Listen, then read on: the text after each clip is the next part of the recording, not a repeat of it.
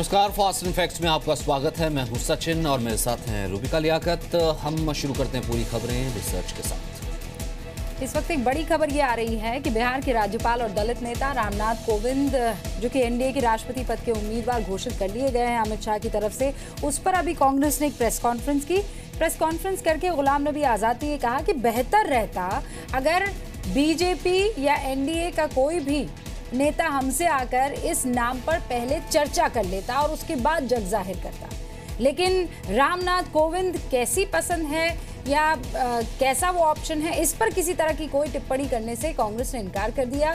लेकिन तंज करते हुए कहा कि बीजेपी का दलित प्रेम सबको पता है, सहारनपुर की घटना जो है वो इसकी गवाह है। तो हमें ये पूरी अपेक्षा थी, ये पूरी उम्मीद थी कि अनाउंसमेंट से पहले आम सहमति बनाने के लिए कुछ कैंडिडेटों, कुछ उम्मीदवारों पर चर्चा करेंगे ताकि आम सहमति बने। ये ठीक है कि सरकार ने कुछ लीडरों को और हमारे कांग्रेस प्रेसिडेंट और मनमोहन सिंह जी को टेलीफोन पे बताया, लेकिन सिर्फ निर्णय करने के बाद सिर्फ नाम बताया तो खाली वो तो निर्णय हो गया, तो उसमें आम सहमति की तो गुंजाइश रही नहीं। तो निर्णय कर लिया और आम सहमति की कोई गुंजाइश नहीं छोड़ी है। तो बिहार के राज्यपाल रामनाथ कोविंद बीजेपी की तरफ से एनडीए के राष्ट्रपति पद के उम्मीदवार बना लिए गए हैं। बीजेपी अध्यक्ष अमित शाह ने राष्ट्रपति पद के उम्मीदवार को लेकर चल रही तमाम अटकलों पर विराम लगा दिया। दिल्ली में आज बीजेपी संसदीय बोर्ड की बैठक हुई, जिसमें पीएम समेत कई बड़े नेता शामिल हुए। बैठक के बाद अमित शाह ने प्रेस कॉन्फ्रेंस करके कहा कि बिहार के मौजूदा राज्यपाल और बीजेपी के वरिष्ठ नेता रामनाथ कोविंद पार्टी की ओर से राष्ट्रपति पद के उम्मीदवार होंगे। समाज जीवन के भी कई हिस्सों से चर्चा करने के बाद एक लंबी सूची का विचार आज भारतीय जनता पार्टी के पार्लियामेंट्री बोर्ड में हुआ और अंत में राष्ट्रपति पद के चुनाव में एनडीए के प्रत्याशी के रूप में आज श्री रामनाथ कोविंद गवर्नर बिहार का नाम तय किया गया है। एनडीए के सभी साथी दलों की ओर से श्री रामनाथ कोविंद जी राष्ट्रपति पद के लिए प्रत्याशी होंगे। देश के सभी राजनीतिक दलों से चर्चा की है। आज नाम तय करने के बाद एनडीए के सभी साथियों को भी सूचना की भी गई है, सूचना हो भी रही है। प्रधानमंत्री जी ने स्वयं कांग्रेस अध्यक्षा श्रीमती सोनिया जी से बात की है, पूर्व प्रधानमंत्री डॉक्टर मनमोहन सिंह जी से बात की है, वरिष्ठ नेताओं से बात की है और सबको ये नाम हमने आज इन्फॉर्म किया है। रामनाथ कोविंद हाईकोर्ट और सुप्रीम कोर्ट में वकील रह चुके हैं। 1998 से 2002 तक बीजेपी अनुसूचित जाति मोर्चा के अध्यक्ष रह चुके हैं। 2 बार राज्यसभा सांसद और संसदीय समिति के सदस्य रह चुके हैं। बीजेपी के राष्ट्रीय प्रवक्ता और अनुसूचित जाति मोर्चा के अध्यक्ष रह चुके हैं। जनता पार्टी की सरकार में पूर्व पीएम मोरारजी देसाई के सचिव रह चुके हैं। रामनाथ कोविंद एक बार 1990 में यूपी के घाटमपुर से लोकसभा का चुनाव भी लड़ चुके हैं। बीजेपी की ओर से राष्ट्रपति उम्मीदवार के ऐलान पर दूसरे दलों की ओर से सधी हुई प्रतिक्रिया आ रही है। प्रधानमंत्री नरेंद्र मोदी ने आज कांग्रेस अध्यक्ष सोनिया गांधी और पूर्व प्रधानमंत्री डॉक्टर मनमोहन सिंह से बात की और रामनाथ कोविंद को राष्ट्रपति पद का उम्मीदवार बनाए जाने की जानकारी दी। प्रधानमंत्री ने इस बाबत ट्वीट भी किया। किसान के बेटे और साधारण परिवार से आए रामनाथ कोविंद ने अपना जीवन गरीबों के लिए समर्पित किया। रामनाथ कोविंद की उल्लेखनीय पृष्ठभूमि, कानून और संविधान की अच्छी जानकारी से देश को फायदा होगा। मुझे विश्वास है कि रामनाथ कोविंद एक असाधारण राष्ट्रपति होंगे और गरीबों की मजबूत आवाज बनेंगे। मैं रामनाथ कोविंद जी को बहुत अंतरंगता से जानता हूं। बहुत ही शिष्ट, शालीन और गरिमा में उनका आचरण है। इस बीच विपक्षी दलों की ओर से अभी विचार करने की बात कही गई है। राष्ट्रपति पद के लिए एनडीए की तरफ से जो घोषित उम्मीदवार है उस पर कांग्रेस पार्टी अभी कोई टिप्पणी नहीं करना चाहता है। अब अभी तो हम लोगों की भी बैठक होगी, सारे अपोजिशन की बैठक होगी और जो उनकी तरफ से नाम अनाउंस हुआ उस पर, उसके बाद हम लोग भी बैठ के इस पर विचार करेंगे क्या करना क्या नहीं करना। किस प्रकार का व्यक्ति इस मुल्क का राष्ट्रपति बने, उसके लिए विपक्षी दलों की बैठक 22 जून को है और उसमें जो भी, क्योंकि हम एक कलेक्टिव की तरह एक्ट कर रहे हैं, एक सामूहिकता की भावना से इन प्रश्नों को देख रहे हैं, आनन फानन में इन प्रश्नों पर विमर्श नहीं हो सकता। वहीं बीजेपी की सहयोगी शिवसेना ने कहा कि बीजेपी को इस बारे में 1-2 दिन में जवाब दिया जाएगा। नीतीश कुमार ने रामनाथ कोविंद से मुलाकात की। रामनाथ कोविंद आज शाम पटना से दिल्ली रवाना होंगे। दार्जिलिंग में जारी तनाव और हिंसा के बीच पश्चिम बंगाल की मुख्यमंत्री ममता बनर्जी नीदरलैंड्स की यात्रा पर रवाना हो गई। ममता बनर्जी नीदरलैंड्स में संयुक्त राष्ट्र की एक सभा को संबोधित करेंगे। ममता ने कहा कि उनके मंत्री दार्जिलिंग हिंसा पर नजर रखे हुए हैं और हिंसा करने वालों को बख्शा नहीं जाएगा। गोरखा जनमुक्ति मोर्चा ने बंद जारी रखने का ऐलान किया है। दार्जिलिंग में बंद के 8वें दिन जीजेएम समर्थकों ने रैली निकाली। सैकड़ों की संख्या में सड़कों पर उतरे प्रदर्शनकारियों ने नारेबाजी की। सोचा भी नहीं था दीदी ऐसा करेगा इधर, ठीक है।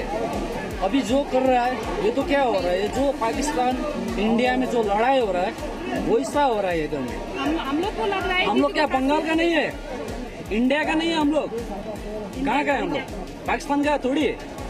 ब्रिटिश का शासन नहीं था कि जो कि आज ये ममता बनर्जी देखिए हमारा शांति इस रैली में भी सीआरपी लगाकर, पुलिस फोर्स लगाकर, आर्मी लगाकर गोली चलाने का उसका अधिकार है। उसको परमिशन किसने दिया कि गोली चलाने का। 8वें दिन दार्जिलिंग में बाजार बंद रहे। बंद का सबसे बुरा असर वहां फंसे पर्यटकों पर हुआ है। कई दिनों से लोग दार्जिलिंग में अलग अलग जगह फंसे हुए हैं लेकिन निकल नहीं पा रहे। दार्जिलिंग की शान माने जाने वाली टॉय ट्रेन पर भी बंद का बुरा असर हुआ है और पिछले कई दिनों से टॉय ट्रेन पटरी पर नहीं दौड़ी है।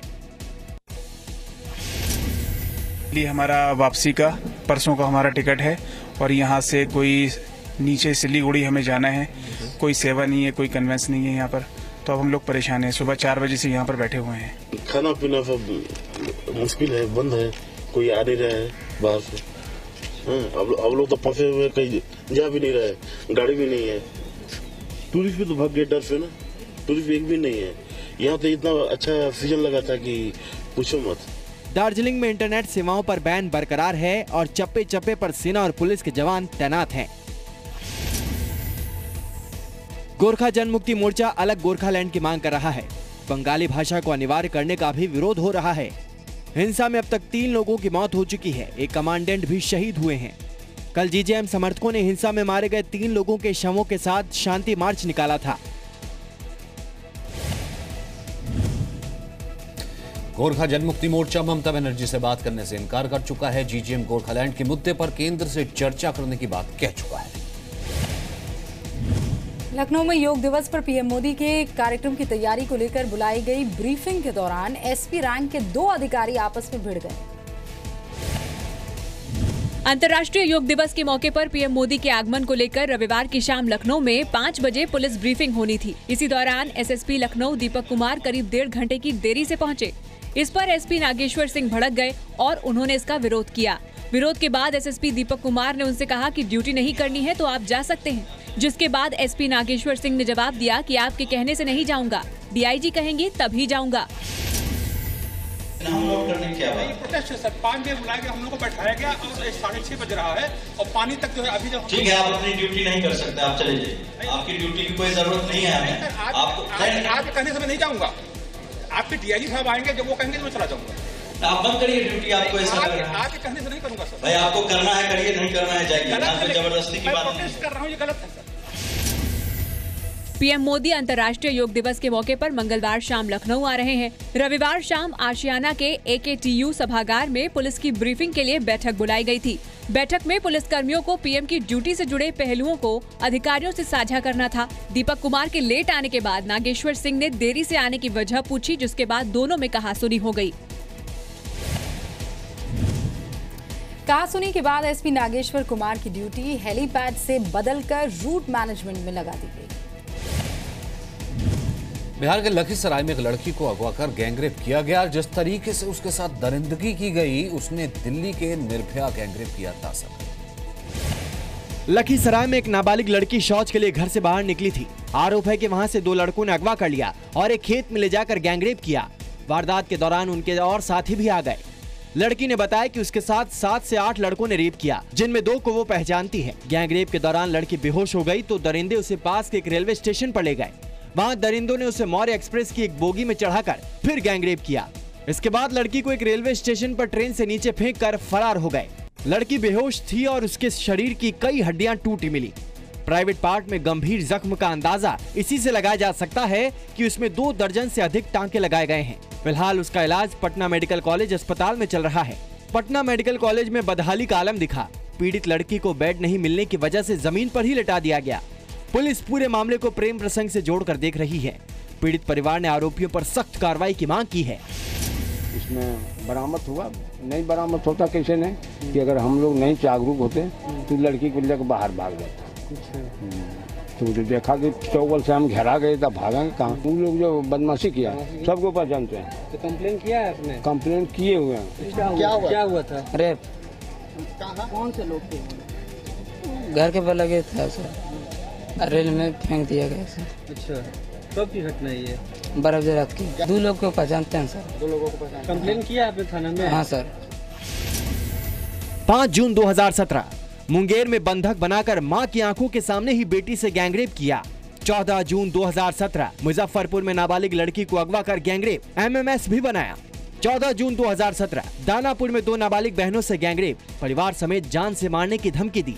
22 मई 2017 पश्चिमी चंपारण में महिला से चलती गाड़ी में 4 लोगों ने गैंगरेप किया। पुलिस ने एक आरोपी को गिरफ्तार कर लिया है और बाकी आरोपियों की गिरफ्तारी का दावा किया जा रहा है। मारपीट की ये तस्वीरें मध्य प्रदेश के रीवा में जोगनी टोल प्लाजा की है।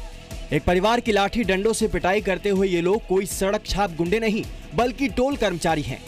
दर्जन भर लोगों ने एक परिवार के सदस्यों को घेर लिया और फिर बेरहमी से उनकी पिटाई कर दी। महाराष्ट्र के इस परिवार का आरोप है कि टोल प्लाजा वालों ने उनसे ज्यादा पैसों की मांग की थी, लेकिन उन्होंने इसका विरोध किया। कहासुनी होने के बाद टोल कर्मचारियों ने रॉड और डंडे से उनकी पिटाई कर दी। परिवार का आरोप है कि उन्होंने 100 नंबर पर पुलिस को कॉल किया तो पुलिस ने ये कहकर आने से मना कर दिया कि ये टोल प्लाजा का मामला है। टोल कर्मचारी लगातार लाठी डंडों से मार रहे थे। परिवार ने मुश्किल से अपनी जान बचाई। 22 मई 2017 को रीवा के जोगनी टोल प्लाजा पर मारपीट की वारदात हुई। 31 मई 2017 कुशीनगर के सलेमगढ़ टोल प्लाजा पर टोल कर्मियों ने बस का शीशा तोड़ा। 22 मई 2017 देवास इंदौर टोल प्लाजा पर 25 बदमाशों ने हमला किया, लोहे की रॉड से कर्मचारियों को पीटा। 6 जून 2017 फैजाबाद के अहमदपुर टोल प्लाजा पर पुलिस ने टोल प्लाजा के कर्मचारियों से मारपीट की। पुलिस पर मदद करने से इनकार करने जैसा गंभीर आरोप भी लगा है। अगर पुलिस ने ऐसा किया है तो ये गंभीर लापरवाही है। फास्ट एंड फैक्ट्स में इतना ही।